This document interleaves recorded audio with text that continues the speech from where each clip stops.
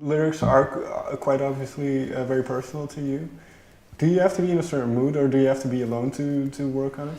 No, definitely. I mean, it could be. It's so random. It can come out of just wherever at any time. But unfortunately, this year I've been touring so much. I haven't really. Even when I get those sparks, I kind of have muffled them for a while. So hopefully next year I'll experience that randomness on a different level. And well, last time we kind of touched upon this, that practically anything can inspire you, movies, TV, soundtracks, that kind of thing. So have you noticed some recurring things already? Yeah, when I listened to the album, I realized that I was really inspired by the Steven Universe soundtrack and just the animation. And I just never noticed it before. But there's so much of that kind of, I don't even know, like, it's like retro and futuristic, almost like cheesy, video gamey type vibe, but then it's put in this real world groundedness that just makes it feel very like cosmic. And I didn't even realize it until I was, alone one day and just listened to the entire soundtrack by itself, and I was like, oh, this is totally exactly probably a lot of the vibe that I was going for in some of these songs. Well, it's interesting that you say that because, the word cosmic, I went through the lyrics and I can't remember, I pinpoint them exactly, but there is a lot of reference to cosmology. Definitely, and I say universe probably like a billion times on the album, so. So where does this come? Is that from that soundtrack, or are you probably subconsciously at the time? But it's really just the context in general, like zooming out on something, which ties into just looking at the world in a very anthropological sense, and just understanding how cyclical things are and how powerful and meaningless things are at the same time. Sure. I think that it's a thing. It's a practice that once you do it a lot, after you get over the fact that you feel really hopeless and that nothing matters. Once you get past that nihilistic viewpoint, then you settle in this in between that's very just calm and. Nothing can throw you off balance. You don't necessarily need to search for anything other than, what is right there in front of you and what's inside of your own head. Well, so in a way, through delving into yourself, through self-discovery, do you understand more about the world around you? I don't think I understand more about the world around me yet. No. I think, but that's, the world around me is so dependent on how I react to the world that I don't even think that I would ever focus too much on that. Okay. I'm more interested in the relationship between it and myself, and that I definitely see improving just because my side of things is opening up a lot. So I get to kind of experience a lot more of the little nuances that the universe has to offer. So in a sense, if we look at the world today, and then it is quite tumultuous at times, does that influence the way you maybe not even see the world but see yourself? Definitely. If you're saying like in like a political sense, well, it could be.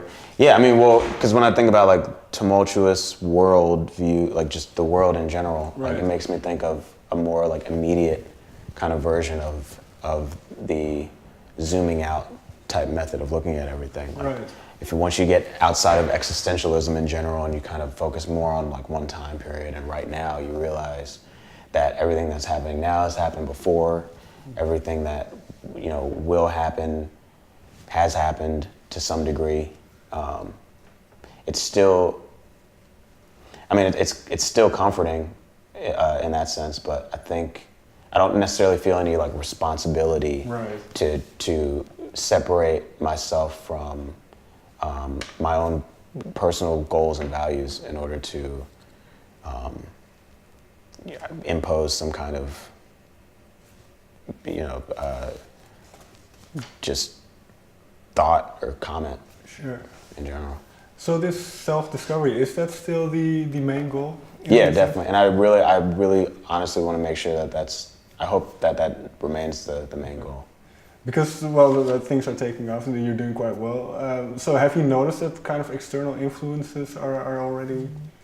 No, not yet, Okay. At least. Because even though I feel like I've done a lot to make myself happy over this year, but I mean, it's still very intimate in terms of me and my audience, so I don't really feel any kind of pressure from the outside. Okay.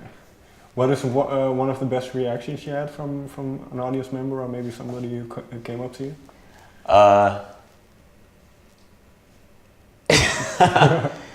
I mean, during some of the encores, I've started bringing people on stage and seeing just their reaction is really interesting to me and really cool.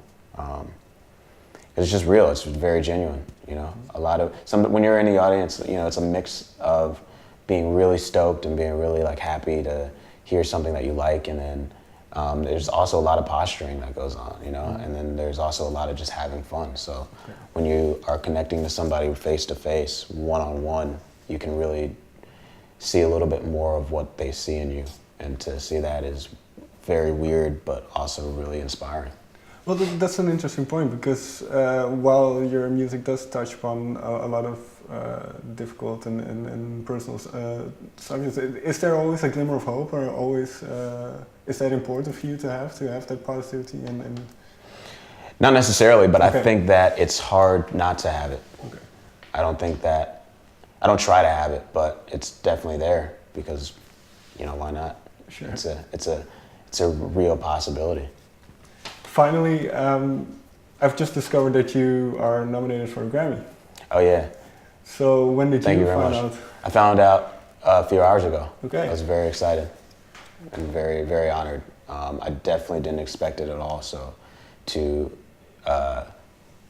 have, first of all, anyone from the Academy even listen to my album, and then to have enough people think that it deserves to be considered, you know, that's beyond me. And I'm very, very honored and humbled and excited, and I'm definitely going to celebrate tonight. Very good. But you've had praise obviously in the past. But I think Elton John spoke out, obviously Seal. So and now the Academy. So what does that tell you about your music?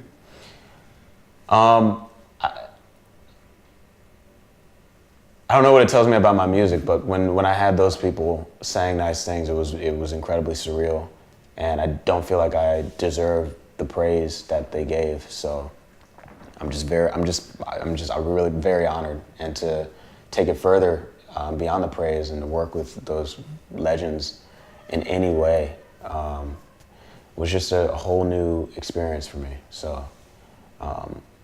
I guess if anything, I'm just really glad, and I'm really surprised that they see the same value in it on the listening end, when the whole reason that I'm making it is for what it does to me on the creation end.